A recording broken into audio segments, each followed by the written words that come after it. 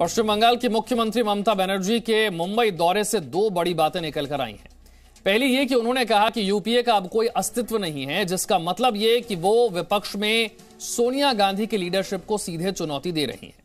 और दूसरा, उन्होंने सिविल सोसाइटी के नुमाइंदों की एक बैठक बुलाई जिसमें मोदी विरोधी लोग थे।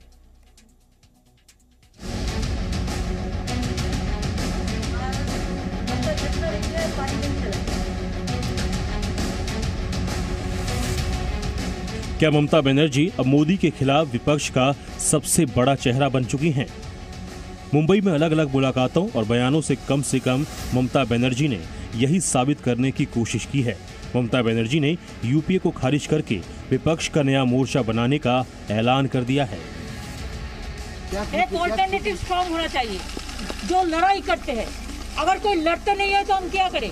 हम चाहते हैं कि सबको लड़ाई करना है, लेकिन में रह के क्या यूपीए? अभी यूपीए नहीं है। यूपीए क्या है? तैयार करेगा बैठ के। ममता बनर्जी ने मुंबई में एनसीपी प्रमुख शरद पवार से मुलाकात की। खास बात यह है कि शरद पवार ने बीजेपी के खिलाफ मंच की बात की, वो भी तब जब महाराष्ट्र में शरद पवार की पार्टी कांग्रेस और शिवसेना के साथ मिलकर सरकार चला रही है। यानी कांग्रेस को दूर रखकर पीएम मोदी के खिलाफ नए मोर्चे की बात हुई। स्ट्रॉन्ग अल्टरनेटिव जिसका फल कि देश का जनता का भरोसा रहेगा और बीजेपी को दूर करने के लिए मददगार होगा, उस रास्ते से हम जाएंगे।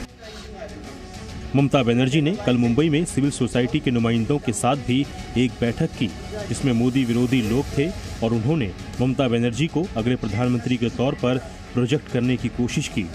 इस बैठक में नेताओं से लेकर अभिनेता, फिल्मकार, लेखक और सामाजिक कार्यकर्ता शामिल हुए थे।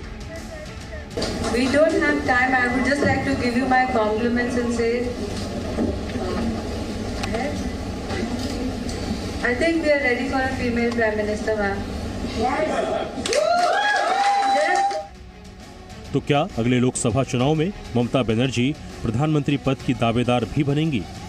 अगर ऐसा हुआ तो अगला चुनाव मोदी वर्सेस ममता के नाम पर लड़ा जाएगा। मतलब ये कि अब तक बीजेपी के खिलाफ विपक्ष में यूपीए ही थी, लेकिन अब ये गठबंधन अनौपचारिक रूप से टूट गया है और तृणमूल कांग्रेस ने इसमें सेंध लगा दी है। वो टीएमसी जो पहले यूपीए का ही हिस्सा होती थी। ब्यूरो रिपोर्ट, जी मीडिया। ममता बनर्जी और शरद पवार की करीबी पर अलग अलग प्रतिक्रियाएं आ रही हैं। इस मुलाकात पर कांग्रेस के अंदर से दो तरह के बयान आ रहे हैं। एक खेमा सोनिया गांधी के समर्थकों का है तो दूसरा खेमा कांग्रेस नेतृत्व से निराश है। यानी सभी की अपनी अपनी प्राथमिकताएं हैं, सभी का अपना अपना स्वार्थ है।